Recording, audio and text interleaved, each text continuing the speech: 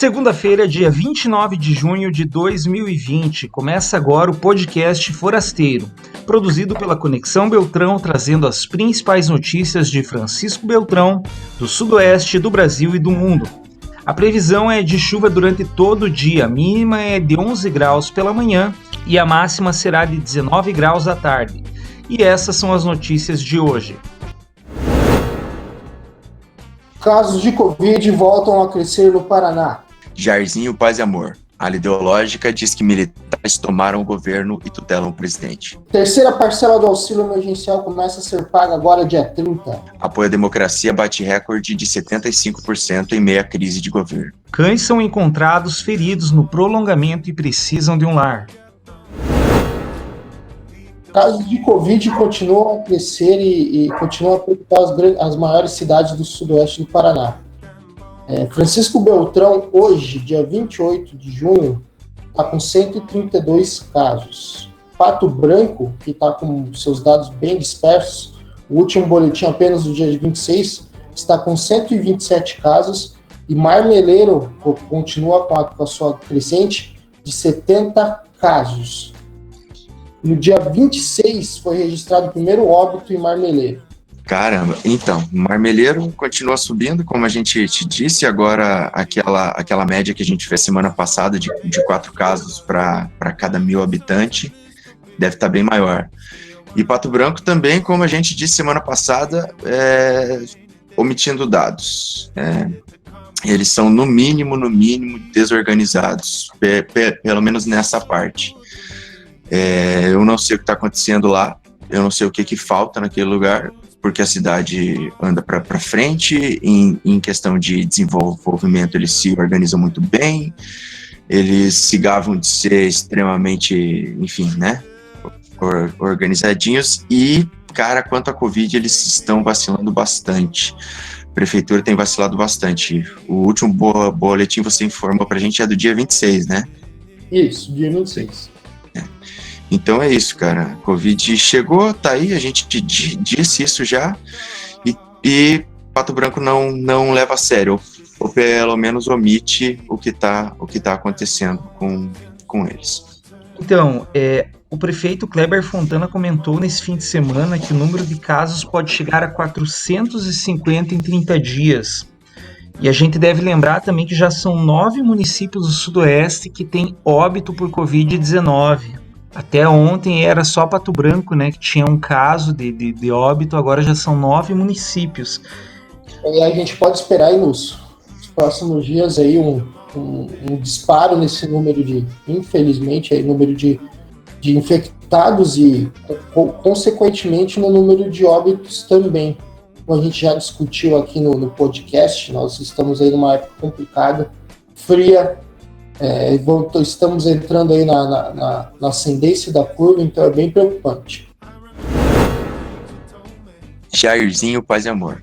A ala ideológica diz que os militares tomaram o governo e tutelam o presidente. A ala ideológica do governo Bolsonaro reclama de perda de espaço no governo. O blogueiro Bernardo Kister disse que o patriotismo dos militares é apenas corporativismo enfeitado e pago com o dinheiro dos civis. E o grande guru, do ponto de vista deles, Olavo de Carvalho, afirma que o Weintraub precisa pedir asilo nos Estados Unidos, porque, segundo ele, ele não está seguro mais se voltar ao Brasil.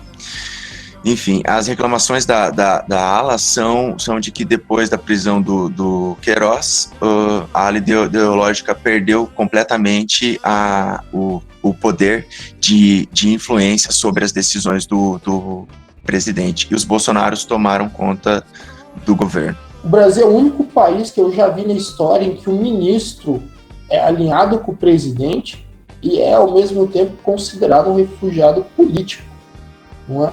Por que ele está fugindo? Do que ele está fugindo? E que refúgio é esse que o grande guru Olavo de Carvalho diz que ele precisa, né? Essas são mais incoerências aí do nosso governo brasileiro. Na verdade, ele não é um refugiado, né? Isso é só um discurso que essa turma prega, assim como eles pregam que todo o resto, além deles, é comunista, assim como existe o Foro de São Paulo, a ONU está num complô com a China, enfim, eles têm uma mentalidade paralela. E nessa mentalidade, assim, asilo político para o cara que é amigo do presidente é fichinha, sabe? É uma história fácil de entrar. Mas é isso, é uma loucura total e eles vivem num mundo à parte. Eu só quero saber o que a gente vai fazer quando passar isso aí e o que a gente vai fazer com essas pessoas que vivem nesse mundo à parte. Como é que a gente vai viver, enfim, com essa mentalidade atrapalhando o nosso país, né? Então, Daniel, com relação a essa notícia que você trouxe, o Bolsonaro recuou fortemente após a prisão do Fabrício de Queiroz, né? Provavelmente temendo que as investigações fossem mais a fundo na família, deixando assim essa ala ideológica completamente de lado. A gente sabe que a prioridade do Bolsonaro, do presidente, sempre foi a família dele, né? Se tiver que escolher num momento entre os dois, será a família. E como eu comentei antes com você, Daniel, até o Carlos Bolsonaro disse que esse é o momento de dar uma segurada, que a mudança às vezes precisa de tempo. Para mim, claramente um discurso também protegendo o próprio irmão.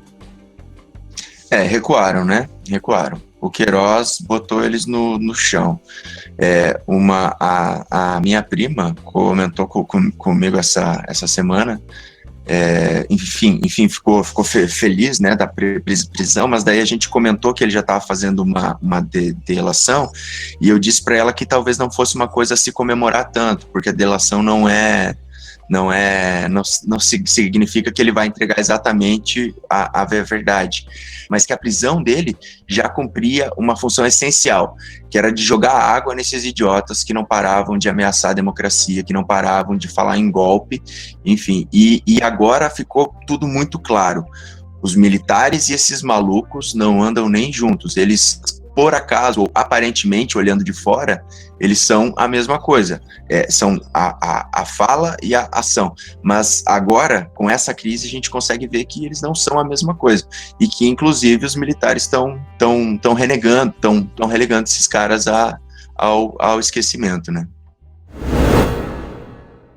Na noite do último sábado, 27, 2 cães de grande porte que vivem em situação de rua há algum tempo foram encontrados feridos no prolongamento da Avenida Júlio Assis Cavalheiro, local onde já são bem conhecidos em razão do tamanho, né, que é grande, da beleza e da simpatia deles. Há possibilidades dos ferimentos terem sido causados por seres humanos, mas é possível que os dois tenham brigado também com outros animais. Tatiane Marchito, que é protetora animal e presidente da Associação de Proteção aos Animais Bem-Estar, socorreu os cães e deixou disponíveis para a adoção, de preferência juntos, né? Já que são muito apegados um ao outro. Então, gente, sobre essa notícia aí, eu torço para que essa situação tenha sido resultado apenas da briga de animais, né? Porque os cortes em um dos cães eram bem feios. Seria terrível a gente descobrir aí que um ser humano fez isso contra 2 animais inocentes. O abandono de animais é recorrente, né? Mas por algum motivo Francisco Beltrão ele conta com aí bons ativistas da causa animal, pessoas engajadas, inclusive o meu cachorro foi adotado e resgatado por um ativista animal, então é importante, né? Muito se fala hoje não comprar mais cachorros e sim adotar, e quando é falado isso é para pensar exatamente nesse tipo de situação. As pessoas aí têm que parar de pensar animais como objetos, como comércio, e enxergar como eles realmente são, como os nossos parceiros, né? Os nossos queridos amigos fiéis. Exatamente. É uma pena, então, se alguém tiver afim, tem 2 cachorros livres para que você adote. Se você precisa de cachorro grande, gosta de cachorro grande e pode cuidar, tá aí uma chance de você achar 2 parceiros. A Caixa Econômica Federal anunciou nesse dia 26 o pagamento da 3ª parcela do auxílio emergencial. Os depósitos vão começar no dia 27 e vão até o dia 4 de julho. Bom, falando em auxílio emergencial, né, o governo também prevê mais o pagamento de 3 lotes de pagamento de 500, 400 e 300 reais. É um plano do presidente, mas é muito pouco, né, pessoal? Quando a gente fala aí do nosso empresariado, da nossa população, as dificuldades que a gente passa, né? E muito já foi conversado nesse podcast sobre o papel do governo no período pós-pandemia e qual vai ser esse plano de retomada. E, na minha humilde opinião, esse auxílio continuado, né, após as 3 parcelas de 600, vir mais uma de 500, 400 e 300, não resolve o problema, né? Aliás, ele dá só uma leve adocicada no gosto amargo que vai ser esse período pós-pandêmico. Exatamente. Se dependesse do governo Bolsonaro, seriam 3 parcelas de 200. Vocês lembram disso? Sim. Lá no começo, a discussão. E agora, novamente, é o Bolsonaro que diz que serão 3 parcelas de, 500, 400 e 300, né? Isso aí vai ter que ser votado, isso aí vai ter que ser, vai ser brigado, né, novamente na Câmara, para ver se isso se estende. Eu não sei o que pode acontecer, eu espero que, se a pandemia continue, parece que ela vai continuar, o auxílio siga em pelo menos 600, porque 600 a gente sabe que não é suficiente para quem precisa cuidar de uma família, ou, enfim, né, para quem precisa cuidar de si mesmo, para quem paga aluguel, água, luz, feijão, arroz, e vai precisar se expor. É aquele negócio, né? O pessoal tá negando a pandemia. A única coisa que funciona é deixar as pessoas em casa, e a única forma de deixar as pessoas em casa é dando o mínimo para que elas sobrevivam, enquanto a gente não consegue achar uma saída para essa crise. E o governo fazendo esse jogo de, no começo, querer dar 200, né? Que é uma piada, e agora querer ir reduzindo mês a mês, é justamente jogar contra a sociedade toda, jogar contra os esforços que todo mundo está tentando fazer para combater a pandemia. O governo precisa cumprir o papel dele, que é fazer ou incentivar o máximo possível para que as pessoas fiquem em casa. E ele não está fazendo isso. E o governo estava fazendo propaganda, né, autopropaganda aí sobre esse auxílio de 600 reais, quando no início ele não queria nem pagar essa quantidade, né? Foi o legislativo que correu atrás desse valor aí. É sempre importante lembrar. E assim, gente, a minha preocupação é a quebra do tecido social. Por quê? Porque essa vacina não vai sair até o fim do ano aqui para o Brasil. Cada vez eu tenho mais certeza disso. Vai sair no primeiro semestre do ano que vem. E se o governo não pagar essas pessoas aí que estão paradas, vai ter caos social. Caos social. Então, mas aí que tá. O ponto é que eu não acredito que haja um caos social. O que eu acho é isso, é mandando os pobres para a morte, sabe? E infelizmente a gente não vive uma época onde as pessoas entendem a origem do problema delas. Elas vão lá, vão trabalhar, e algumas vão morrer, e os números vão aumentar. Então, assim, para mim, o caos social que está acontecendo são esses 50 mil mortos, que só são 50 mil mortos porque o governo passou sinal trocado desde o começo. Entende? Então é isso. Então, assim, o caos social que eu vejo, João, não tô discordando de você, mas assim, o caos social que eu vejo, ele já se instalou, ele só vai piorar. E são os pobres morrendo, entende? Os pobres tendo que pôr a cara a tapa e morrendo. Quando eu digo que vai ter caos social, só para complementar o que eu disse, no sentido de que ainda existe algum ordenamento. Mesmo com 50 mil mortes, é terrível, eu sei disso, mas existe algum ordenamento. Eu estou dizendo que isso pode ficar muito pior do que já está, entendeu? Pode morrer muito mais gente, muita gente pode passar fome, porque tem gente que não vai nem conseguir voltar a trabalhar, mesmo que queira, entendeu? Tem isso também. Então, assim, Paulo Guedes tem que botar a mão na cabeça e tentar ter um pouquinho mais de empatia pelas pessoas próximas e tirar essa ideologia que está grudada na cabeça dele e que deixa ele cego para a realidade. Paulo Guedes tem que ser demitido, tirado do governo. O ideal seria isso, né? Nada vai ser do jeito que já foi um dia, né? Os próximos passos do trabalho, nada vai voltar. As relações pessoais, o contato, o trabalho, né? Hoje o novo normal é o home office. Então, podemos esperar no mínimo, uma transformação social completa e profunda nos próximos períodos. Apoio à democracia bate recorde de 75% em meio à crise do governo. Segundo o Datafolha, 75% das pessoas dizem que só a democracia é um tipo de governo aceitável, é um regime de governo aceitável.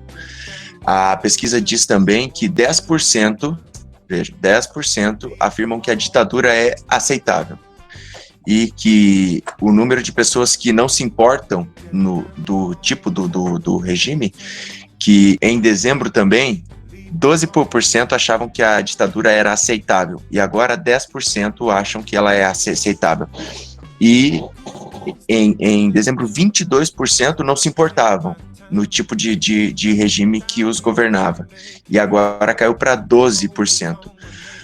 O que eu consigo ver dessa notícia é que o pessoal do bolsonarismo tanto cutucou o assunto ditadura, tanto cutucou, que de dezembro para cá caiu de 12% para 10% quem apoia a ditadura e caiu de 22% para 12% quem não se importa. Quer dizer, as pessoas começaram a falar sobre isso e começaram a rejeitar.